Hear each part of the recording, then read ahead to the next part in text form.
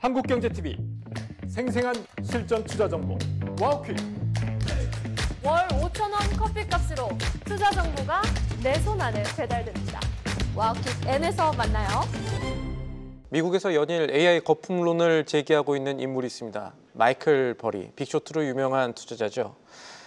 엔비디아, 테슬라에 이어 이번에는 팔란티어에 대한 공격에 나섰습니다. 그런데 공교롭게도 이 세 종목, 우리 서학개미라고 불리는 해외 주식 직접 투자자들이 많이 보유하고 있는 종목입니다. 오늘은 이 내용 알아보죠. 도움 말씀에 한국경제신문 논설위원 한상춘 위원과 함께합니다. 안녕하십니까? 네, 안녕하십니까? 본론으로 들어가기 전에 오늘 미국 증시 어떻게 보셨습니까? 네, 오늘이 12월 3일입니다. 예. 1년 전에는 상당히 불안한 가운데 방송도 이틀 연속으로 했었었는데요. 어제 우리 코스피 지수가 많이 오르고 또 미국 증시도 오늘 오르기 때문에 상당히 다른 분위기 속에 증시를 좀 해소하고 경계를 해서 다행이다는 것을 말씀드리겠습니다. 사실은 오늘 시장의 마감 내용에 대해서 다 아시겠습니다는 굳이 그 내용을 끈다면 마이클 버리가 이번에는 팔란티어 거품론을 제기했죠. 그래서 지금까지 보면 이제 엔비디아, 그 다음에 테슬라, 그리고 팔란티어 이렇게 되는데요. 잣대는 있는 것 같아요. 테슬라는 퍼가 289배다. 팔란티어는 403배다. 크긴 크래요. 그래서 전통적인 이렇게 평가잣대는 퍼를 믿는 사람들 같은 경우는 당연히 거품을 얘기할 수가 있겠죠. 예. 근데 사실 이 세 종목이 우리 입장에서 관심이 되는 것은 서학개미분들, 미국 주식 투자하시는 분들이 대부분 다 최대 종목이지 않습니까? 그래서 이제 경우에 따라서는 이걸 마이클 버리 대 서학개미의 싸움이다. 뭐 이런 쪽으로 이렇게 구도가 나올 수가 있을 것 같아요. 그런 측면에서 보면은 서학개미 분들은 어땠을까 하는 측면은 AI 거품론이 나오고 그다음에 지난 달에는 환율이 좀 높았었지 않습니까? 그럼에도 불구하고 과감하게 이런 세 가지 종목을 더 샀다 이렇게 보였습니다. 그래서 두 사람 간의 싸움이다 이런 쪽에 얘기되는 것 같습니다. 다행히 좀 더 서학개미 분들이 승리했다 하는 것을 시간을 갖고 이렇게 평가해 봐야 되겠습니다는 지금까지 모습 보면 미 증시는 오늘도 나스닥 지수가 많이 올랐습니다. 그래서 엔비디아라든가 알파벳이라든가 마이크로소프트 같은 AI 관련된 업종들이 상당히 좀 많이 올랐고요. 그 다음에 필라델피아 반도체 지수는 국내 증시와 관련해서 삼성전자라든가 SK 하이닉스가 왔기 때문에 사실 오늘은 이 문제가 아니면 필라델피아 반도체 지수가 지난달 말 이후서부터 계속해서 상승세를 보이고 있거든요. 예. 그래서 이것이 세계적인 측면에서 수급이라든가 이런 측면을 좀 오늘 주제를 잡으려고 했었는데요. 오늘 장중에 이런 내용들이 좀 변화가 있기 때문에 말씀드린다 이렇게 보겠습니다. 이 마이클 버리 말씀하시죠. 필라델피아 반도체 지수 같은 경우는 계속해서 올라가는 모습에서 국내 증시에서 좋은 영향이 되지 않겠냐 이렇게 보고 있습니다. 결과적으로 보면 마이클 버리와 서학개미 싸움에서 지금까지 나타났던 부분 보면 서학개미들이 승리하는 것이 아닌가. 물론 이제 시간을 갖고 지켜봐야 되겠습니다는. 그래서 이렇게 우리 서학개미들이 굉장히 공격적이다, 현명하다 이런 얘기가 나오는 게 아닌가 하는 이런 생각이 듭니다. 역으로 지금 마이클 버리가 얘기했던 종목들이 서학개미가 많이 갖고 있는 종목이라는 거는 그만큼 그 종목에 대한 폭발력이 미국 밖을 넘어서 투자자들한테 공감을 받고 있다는 얘기도 될 것이고, 역으로 또 우리 투자자들이 스마트하게 그런 종목 잘 짚었다는 얘기도 될 것이니까요. 네네. 이 얘기도 다음에 또 할 만한 주제가 될 거고, 아까 PER에 대한 얘기를 하면서 고평가다라는 얘기를 한다면 이거는 그런데 한상춘 위원의 그동안의 방송을 마이클 버리가 봤다면은 반성을 좀 해야 될 부분이 아닐까 싶은데, 왜냐면은 지금 평가 방법이 바뀌어야 되는 시대다라고 계속해서 한 의원께서 말씀해 오셨잖아요. 그렇죠. 그래서 사실은 마이클 버리가 AI의 거품론을 제기할 때부터 이 방송을 통해서는 계속해서 반박을 많이 여러 각도에서 해왔는데요. 두 가지 측면에 이제 마이클 버리의 평가라든가 시장을 보는 눈에 대해서 비판이 나오기 시작한다 이렇게 됐습니다. 왜냐하면 공교롭게도 엔비디아라든가 테슬라라든가 그리고 팔란티어 같은, 오늘 팔란티어 같은 경우는 이렇게 주가가 올랐거든요. 그런 측면에서 이렇게 보면은 왜 이렇게 마이클 버리의 이렇게 비애가 나올까 하는 측면은 이 양반은 공매도 친 사람이거든요. 그래서 시장을 좀 비관적으로 보는데 최근에 보면 미국 증시에 대해서는 상당히 낙관적 기조로 돌아가고 있습니다. 그래서 시장을 보는 눈이 너무 비관적이지 않느냐 하는 측면에서 최근에 보면 도이치방크도 S&P가 S&P 기준으로 8천을 제시했던 게 JP모건인데요. 여기에 동참하는 분위기입니다. 대체로 보면 글로벌 인베스트뱅크들의 내년도에 S&P 기준은 비관론과 달리 속속 상향 조정한다, 목표치가 상향 조정한다 이렇게 보였습니다. 그래서 일전에 자막을 그대로 갖고 왔는데요. 가장 비관적으로 보는 사람이 이 루빈이죠. 근데 AI에 대해서는 거품보다는 사실 생산성을 향상을 통해서 주가를 상승한다. 그런 것이 손정희 회장이 GDP 대비해서 한 10%를 기여할 것이다. 예, 그리고 세계 GDP의 10%가 10%를 기여할 것이다. 그리고 오늘 OECD 전망이 어젯밤에 나왔습니다는 세계 경제가 트럼프 관세에도 불구하고 왜 이렇게 오래 잘 버틸까? 증시가 좋을까? 하는 측면에서는 AI 부분이 사실 관세에 따른 충격을 완충시킨다 하는 그런 내용도 포함되어 있습니다. 아마 이와 관련해서 더 근거를 많이 이렇게 제시할 수가 있는데요. 아무튼 그런 것을 바탕으로 해서 AI 거품에 대한 비관론보다는 낙관적으로 흐르고 있다 하는 측면에서 시장을 보는 눈이 너무 좀 비관적이었다는 것 좀 말씀을 드리고요. 그다음에 평가잣대에서는 아까 또 이 방송을 통해서 계속 얘기했습니다는 지금 지나간 실적 가지고 펄을 따져서 이것이 고평가다 저평가다 적정가에 비해서 이런 방식은 지금 눈으로 한 게 있기 때문에 이게 다르다. 그래서 사실 고평가가 뉴 제너레이션, 뉴 밸류에이션 시대가 된다 하는 쪽에 얘기하는데요. 그게 왜 그럴까 하는 측면은 미래의 잠정 가치가 상당히 중요하다. 그래서 성장성 지표인 세일즈 레이쇼, 그다음에 기술 특허 지표인 페이턴트 관련된, 그리고 경외타선 프라이스 투 드림 레이쇼 같은 미래의 꿈에 대한 지표. 그러니까 미래에 대한 꿈의 지표는 어떻게 산출하냐면요. 조직원들이 미래에 대해서 얼만큼 희망적이냐 이걸 본다 이렇게 보겠습니다. 그 잣대다 이렇게 보겠습니다. 이런 평가 잣대를 너무 이렇게 무시하고 펌만 가지고 들이댄 게 아닌가 하는 이런 쪽에 마이클 버리에 대한 이렇게 비판이 나오고 있다고 보겠습니다. 항상 그렇습니다. 이렇게 과거에 보면 비관론을 제시하는 사람들은 이렇게 몇 번 틀리면 이렇게 하는데요. 책임의식을 갖고 있는 사람은 이제 시장에서 불려납니다는 책임의식을 갖지 않는 사람들 같은 경우 계속해서 비관론을 얘기하거든요. 올해 들어서 그렇습니다. 성장률이 낮기 때문에 주가가 떨어진다. 근데 우리 이제 성장률 같은 경우는 3분기에는 1.2%까지 해서 주요 20개국에 3위까지 올라왔거든요. 그럼 주가가 올라가야 되는데 또 그 논리대로면 주가가 올라가야 된다 하는데 또 주가가 이렇게 11월 달에 떨어진다고 이렇게 보면 본인 자신의 논리도 틀리는 거 아니겠습니까? 그런 측면에서 사실 저를 포함해서 상당 부분이 저희들은 뭐 예측하는 사람보다는 방송을 해설하는 사람입니다는 예측론자들이 책임성이 굉장히 중시된다 하는 측면에서 마이클 버리의 이번의 사태에 대해서는 오피니언리들의 책임론 이런 것도 이제 미국 내에서 나오지 않겠나 이렇게 보고 있습니다. 예. 더 큰 그림에서 보면 이 AI가 계속해서 성장을 증명해내는 게 앞으로 과제가 좀 남아있는 그렇습니다. 부분이기는 합니다만, 그리고 또 지금 봐야 될 게 엔비디아 투자하시는 분들은 국내 삼성전자, 하이닉스 같이 투자할 수밖에 없는 지금 그런 구조가 사실은 형성이 되어 있는데, 지금 외국인 자금도 한국에 모처럼 1조 이상 들어왔는데 이거는 지금 높은 환율 상황에서 어떤 점을 시사한다고 봐야 될까요? 네, 어제 아침에도 이제 엔캐리 자금 청산 우려다 그러면 국내 증시의 코스피가 떨어져야 되는데 사실 청산 우려가 적다. 이런 쪽에 이제 말씀드리고 비트코인이든가 투자 심리가 위축되는 국면이 연말 랠리에 찬물을 끼얹는 것은 아니다 하는 쪽도 말씀드렸습니다. 공교롭게도 어제 미국 주식이 떨어졌습니다는 국내 증시에서는 외국인들이 1조 2천억 이상 들어오는 과정에서 결과적으로 보면 코스피 지수가 70포인트 이상 오르고 코스피가 4,000선에 바짝 다가서는 모습을 보였다 이렇게 됐습니다. 가장 큰 것이 요새 환율 문제죠. 또 이 방송을 통해서 환율도 많이 다루고 있는데요. 시청자분들이 모건 스탠리의 보고서에서 원화 가치가 최악의 사항을 지난 것이 아닌가 하는 이런 쪽이 어제 나왔는데요. 이에 대해서 궁금증이 많더라고요. 실제로 시청자분이 보기에는 최악의 상황이 지났는가 여러 가지 불안 요인이 있는데 이런 보고서에 대해서 좀 했는데요. 그걸 가지고 좀 말씀드리겠습니다. 환율이 관건이니까 모건 스탠리가 원화 가치가 최악의 상황을 지났다 하니까 외국 자본 들어오는 것이 아니냐 하는 당연히 기대가 있었죠. 실제로 공교롭게도 이 보고서가 나올 때 어제 외국인 자본이 1조 2천억 정도 들어오는 과정에서 한국 증시에 상당히 좀 호재가 됐었죠. 앞서 말씀드린 것 같이.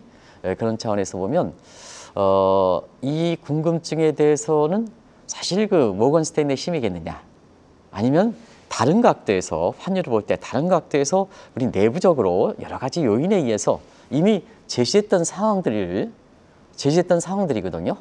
그런 측면에서 이렇게 보면은 이 최악의 상황의 지난 부분에 대해서 정확하게 이론적으로 한번 정비해 보도록 하겠습니다.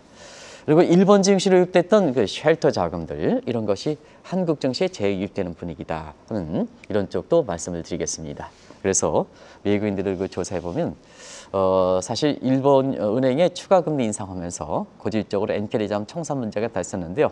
몇몇 외국인이 물어볼 때 지금은 엔케리 자금이 청산할 때 소위 여기 나오는 이 포지티브 캐리 트레이드가 아니라 네거티브 트레이드 할 때다. 오히려 일본의 여건을 이렇게 본다면 일본의 자금들을 밖으로 더 투자할 때다 하는 쪽에.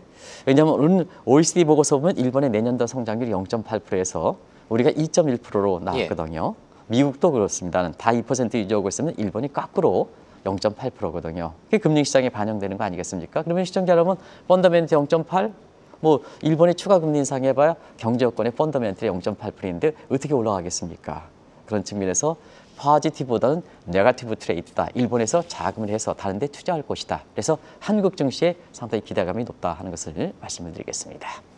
이 부분이 좀 중요하니까 저희가 추가로 질문을 드려야 될 것 같은데 그동안에는 외국인 자금들이 환율 기준 1,430원 기준으로 이제 이탈하는 흐름들이 나타났는데 이거보다 더 높아지면 그런데 모건 스탠리 보고서도 그렇고 지금 혹시 그 최적 환율에 대한 그러니까 외국인들이 생각하는 이 정도 환율이면 들어와야 된다는 기준점이 혹시 바뀌고 있는 겁니까? 네, 사실 이 방송을 통해서는 이제 한국의 펀더멘트 때문에 외국인이 들어온 것은 아니다.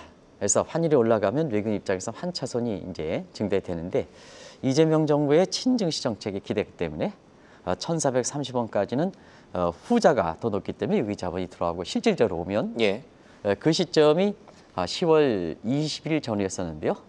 사실 원달러 환율이 1,430원 넘으니까 그에 외국 자본이 추가적인 증시 정책이 나오는 지연되는 과정에서 이탈돼서 지금까지 모습이다 하는 것을 시청자분도 같이 경험했을 겁니다. 근데 모건 스탠리의 그 최악의 상황 보고서 달리 이 방송을 통해서는 원달러 환율이 1,480원 정도 되면 한국 증시는 양털 깎기에 좋은 환율 시점이다 하는 쪽도 말씀드렸습니다. 공교롭게도 원달러 환율이 사실 모건 스탠리의 최악의 이렇게 보고서와 맞물리긴 했습니다는 원달러 환율이 1,480원이니까 외국인들이 들어오기 시작했다 이렇게 보겠습니다. 결과적으로 보면 이런 부분에 대해서 외국 보고서의 영향력과 저희들이 이런 방송에서 제시했던 내용들 이렇게 보면 한국에 아직도 윈블던 현상이 있는 것이 아닌가. 외국인에 대해서는 사실 그 우대하는 이런 조치인데요. 지금 국내 서학개미 분들이 미국 증시를 보겠습니다.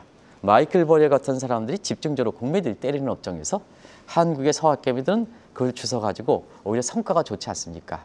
그런 측면에서는 국내에 이렇게 외국인들의 이 영향력이 높은 이런 인물든 현상에선 벗어날 필요가 있지 않느냐.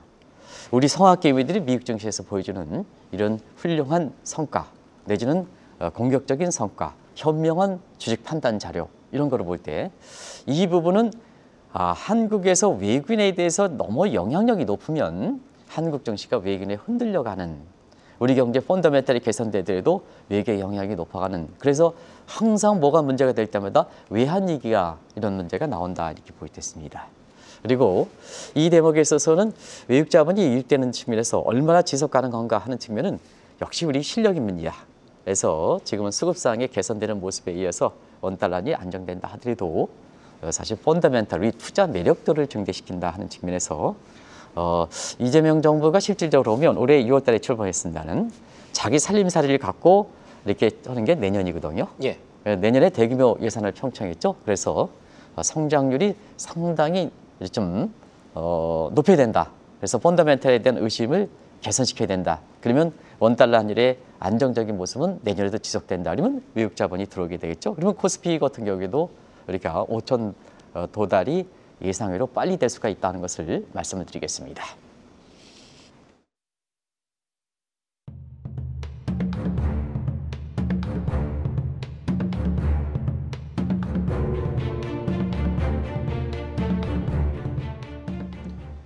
미국 금리 인하 논쟁이 끝나가면서 달러 힘이 조금씩 약해질 가능성 그리고 AI의 성장 가능성 모두 우리 투자자들에게는 좋은 일이겠죠.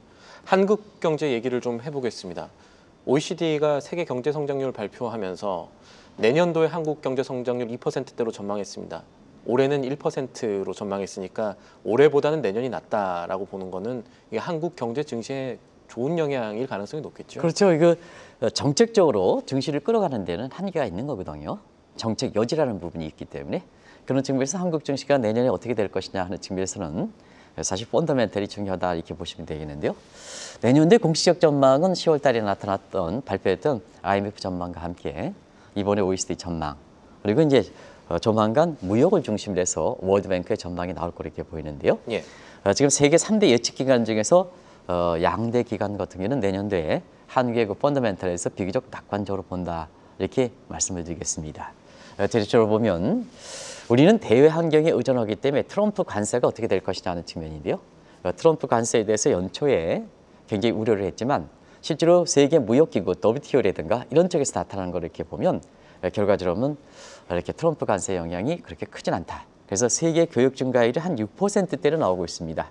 그러다 보니까 세계 경제 성장률도 작년, 올해, 내년 한 3%대 이 정도 유지하는 거고요.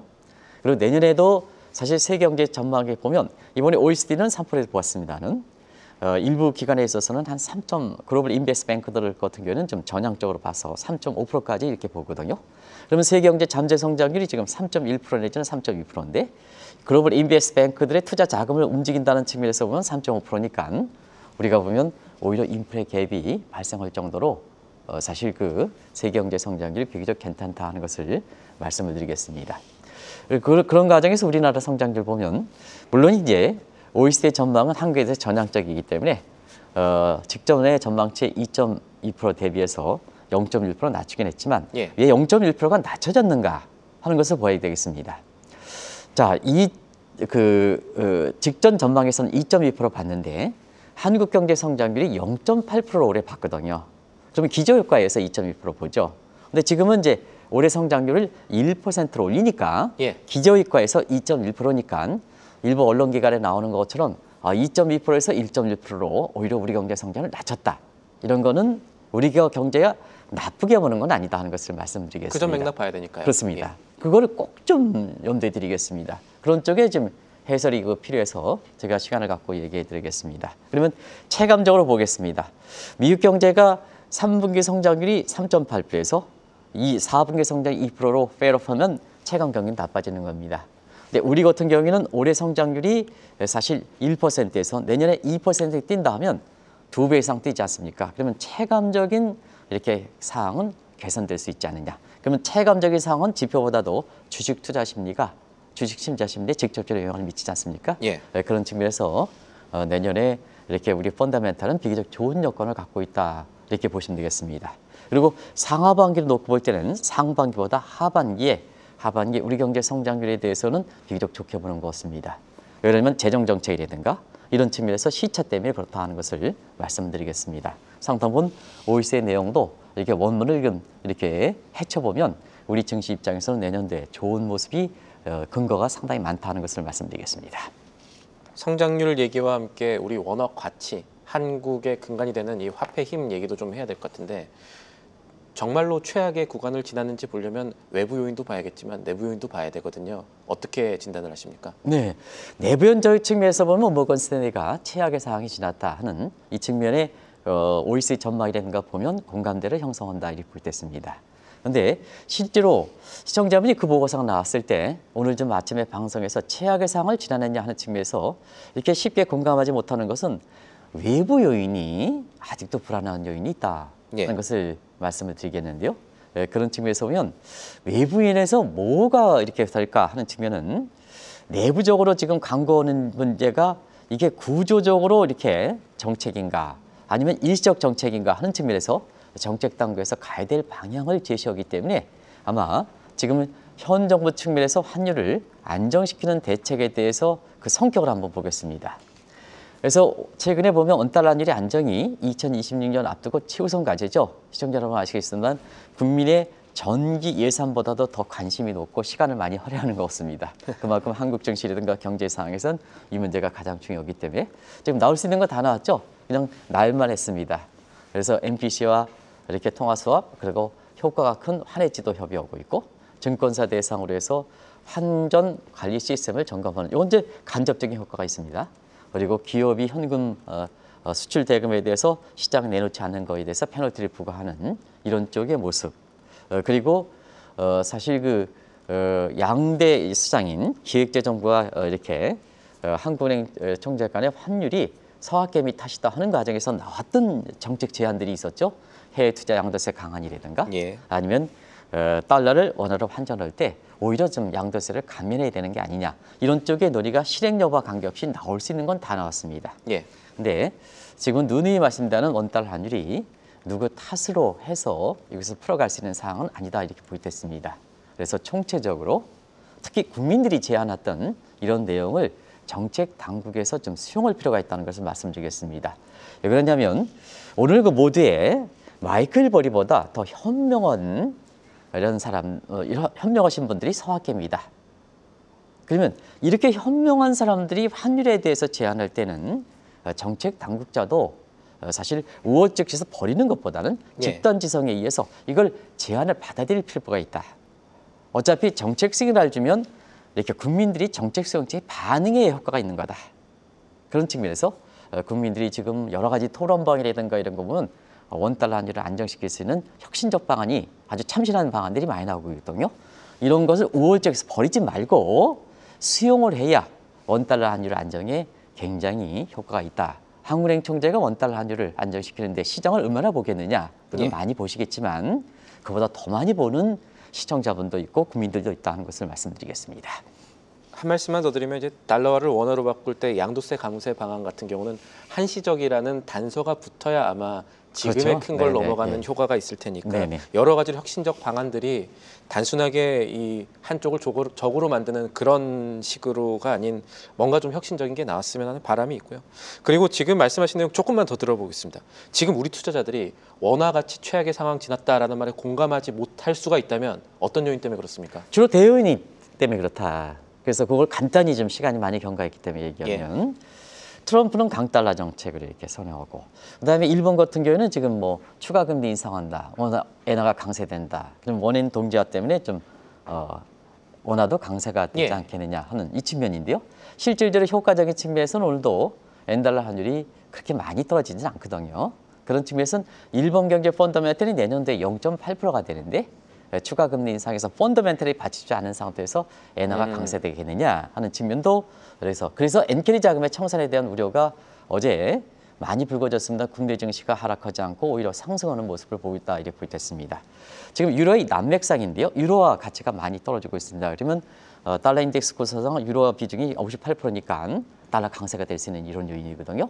그런 측면이기 때문에 정부가 최근에 환율 안정 대책에 많은 노력을 기울이고 있습니다는 주로 그 정책들이 대부분 수급계에서는 이렇게 지금의 위기상을 극복하기 위한 정책이지 이것이 그 정책에 의해서 한국의 외환시장의 원달러를 구조적으로 안정시킬 수 있는 방안은 아니다.